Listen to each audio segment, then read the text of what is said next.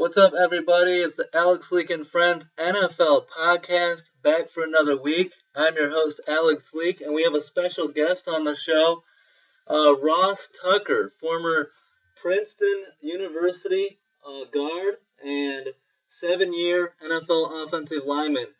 Um, Ross, thanks so much for coming on the show. Alex, it is my pleasure. Thank you for having me, bud. Yeah, it was awesome to get to talk to you, talk some football. Now, I know that you're the host of a very successful podcast, the Ross Tucker Football Podcast, and a sideline commentator for NFL games on Westwood One. I know you have quite a few podcasts. What else do you have going on? Yeah, it's funny. I kind of really lucked out, man. When I was retired from football, I started writing for Sports Illustrated through my buddy Peter King, and then ESPN hired me away to write for them, and they asked me to host their football podcast. I literally, dude, had no idea what a podcast was, but I knew ESPN was going to pay me money to talk about football. So I said, sure, I'd love to. Let's do it. Yeah.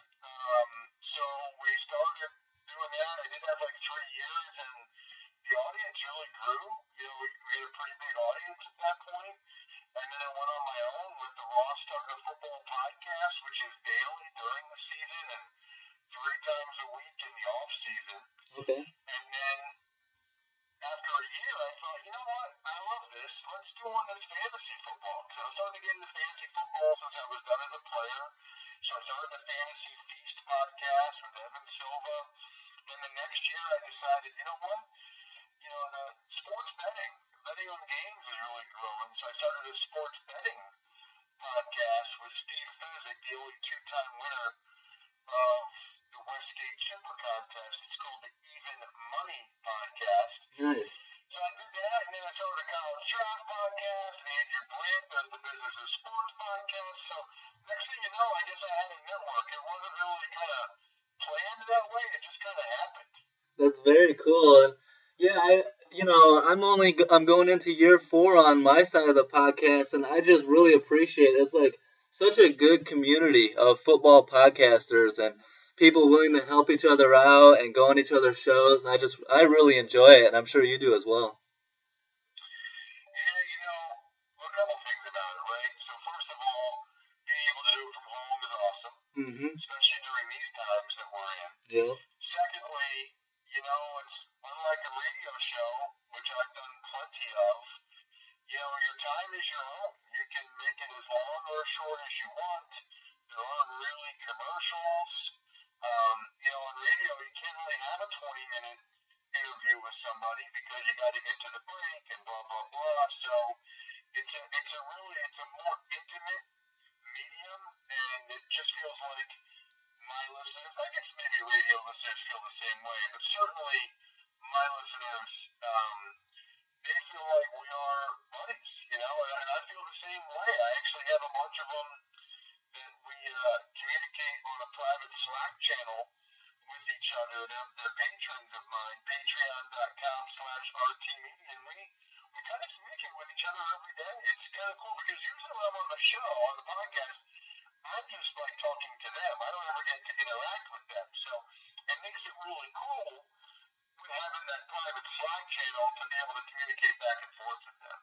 Yeah, that's very cool. There's so many avenues nowadays to be able to talk sports and communicate with people. And, growing up, I always hoped that there would be something like this to talk to the sports figures that I grew up watching and grew up idolizing. And it's very cool, yeah.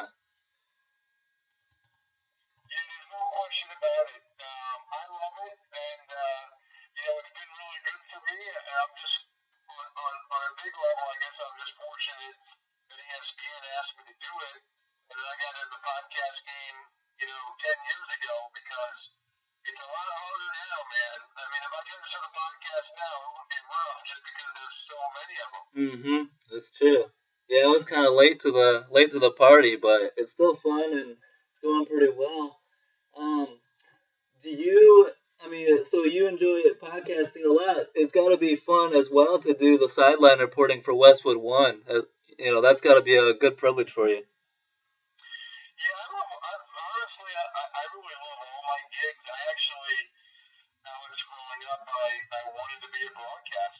my dad is 5'9", 170 pounds.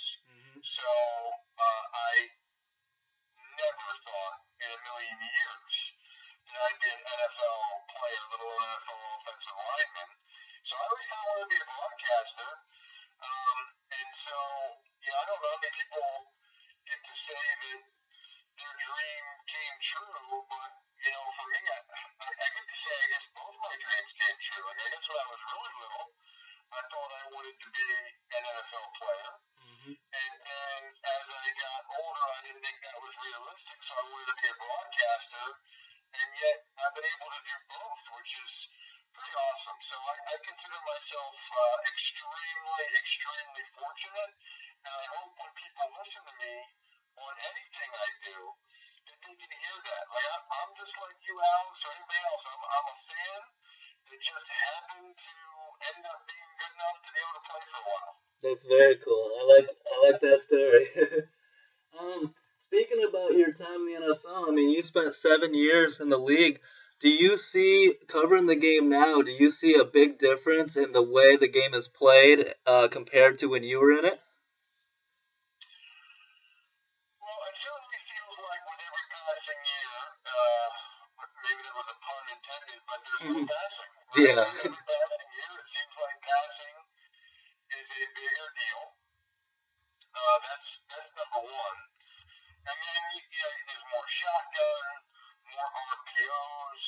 If you're not a factor in the passing game, whether it's a D tackle or an off-the-ball linebacker, there's really not a big place for you in the league anymore. And that's transitioned even to college and some levels high school. I mean, you watch a high school game, and there's a 6'1", 230-pound fullback linebacker who totally dominates the game. And yet, a lot of times, there's no spot for him, even at the college level, because the college game is so different. Wow.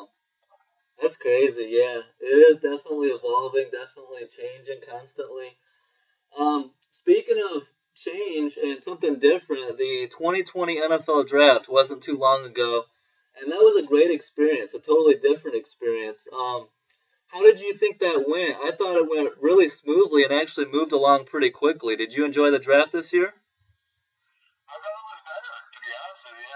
Yeah. I thought it was better than other years. And to me, they got rid of a lot of the fluff, a lot of the stuff that we don't care about.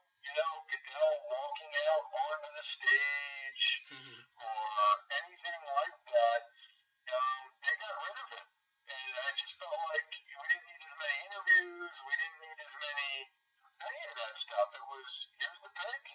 It was kind of nice to see the coaches and the players with their families and the executives, and they seem like actual human beings, which is always nice for people to remember before they boom and say they should be fired. Okay, yeah, the guy's actually a human being, and it was the nuts and the bolts. Here's the pick. Here's Daniel Jeremiah and Louis Riddick and Mel Kiper. I enjoyed it. Yeah, I did too. I thought it went really well.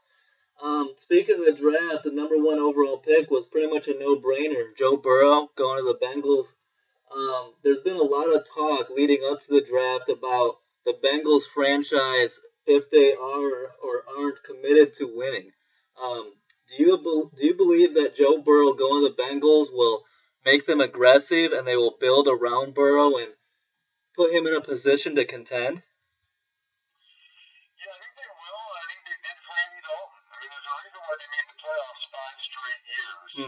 I understand the reputation that the Bengals had, but if you look at the first 5 years of Andy Dalton, I think it started in 2011. They had a couple of years there where they were as talented as anybody. Yeah. And so I think it's tough to argue when you look at how pathetic some of the other franchises have been to be that down on the Bengals team that made the playoffs 5 straight years at one point.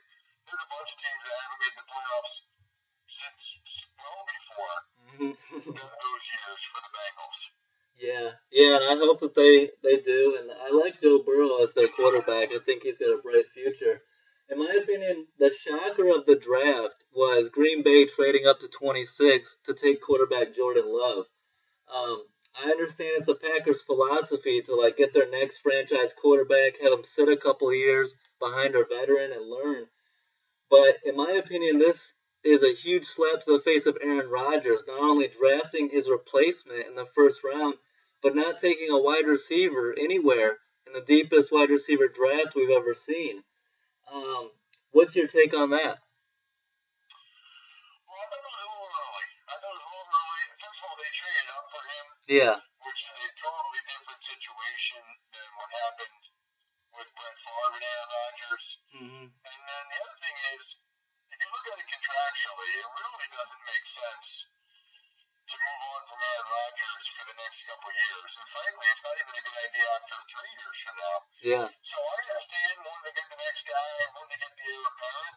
I just thought they did it at least a year early, arguably 2 or 3 years early. Yeah. Especially in an era where we're seeing quarterbacks like Brady and Breeze playing into their 40s. That's what doesn't make sense to me either. Yeah. You know, I mean, you have to think that Aaron Rodgers is going to play well for the next 4 years. I really did not care for the decision at all. And I don't see how you do this and not move on from Aaron Rodgers in 2 years. Yeah, absolutely. And you got to wonder what he's thinking. You know, you have Devontae Adams, but imagine adding T. Higgins or Michael Pittman Jr. to that. So, yeah, it's crazy. Yeah, I mean, that could have gone a long way towards helping them this year, and Jordan Love won't help at all. I'd be furious if I were Aaron Rodgers or really any of the veterans on that team. Yeah, to be one game away from going to the Super Bowl and then make a move like that, it's definitely head scratching. I gotta ask you about the Tampa Bay Bucks. Really loading up for 2020, bringing in the GOAT, Tom Brady, quite possibly the GOAT tight end, and Rob Gronkowski to go with receivers like Mike Evans and Chris Godwin. Should be a hell of a year in Tampa Bay in Week 1, right off the bat. Bucks at Saints, Brady versus Breeze. I can't wait for that. What's your thoughts on the offensive side of the ball in Tampa, the play calling? Byron Leftwich is a pretty young, play caller, and Bruce Arians is one of those guys that's been reluctant to give away his play calling. Do you think Arians is going to want to step back in with Brady in that offense, or do you think Leftwich can handle it?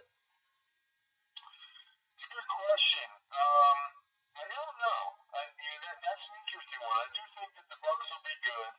I do think just knowing him a little bit from having played with him, Mm-hmm. that the tough thing will be the lack of reps that Brady's going to get with his other guys. It's just not good. I mean, he needs to be very precise. He wants those guys to be very precise. So, not being able to get the time with them in the OTAs and this summer, I think if you're going to get the Bucks and Tom Brady, you got to get them early in the season.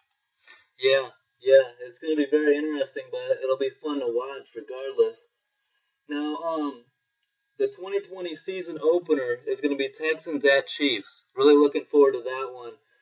What's your take on the Texans this season, and how much will no longer having DeAndre Hopkins hurt Deshaun Watson? Is Brandon Cooks and Randall Cobb enough of a replacement so that the Texans can still contend for the division?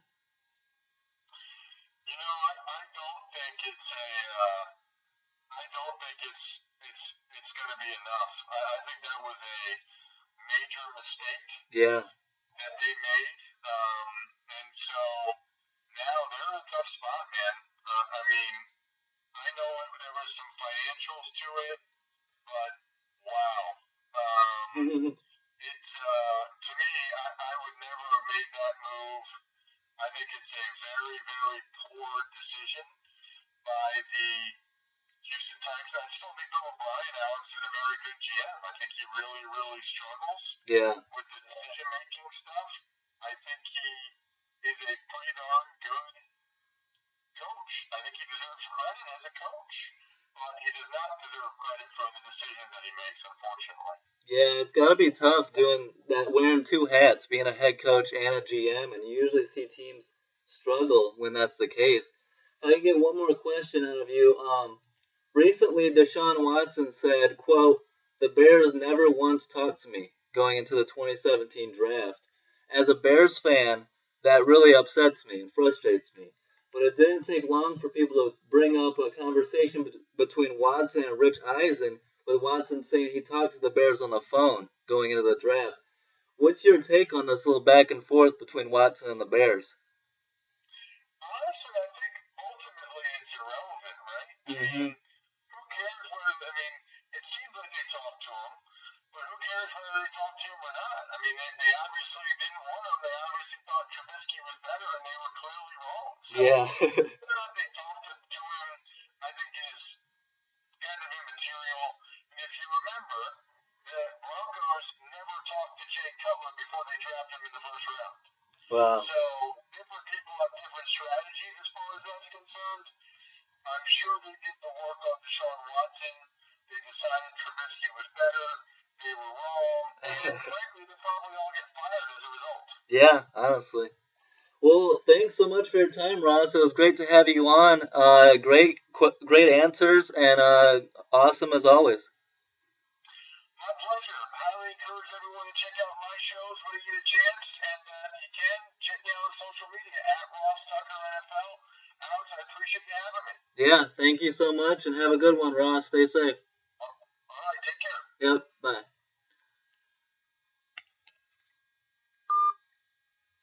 Alright guys, hope you enjoyed this episode. Don't forget to like, subscribe, and leave a comment. Let me know what you guys think.